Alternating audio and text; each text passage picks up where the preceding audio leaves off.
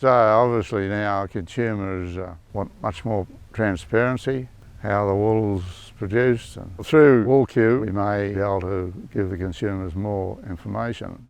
In the early 90s, we formed with our neighbours a local landcare group, and that gave us the opportunity to plant lots of trees to shelter our sheep.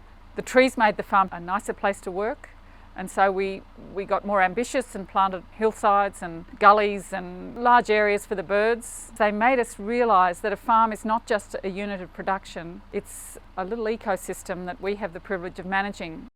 This is a really new and exciting story about land managers taking control of the health of their land. If WoolQ can get that story out there and connect us to our consumers, well, that's got to be a great thing.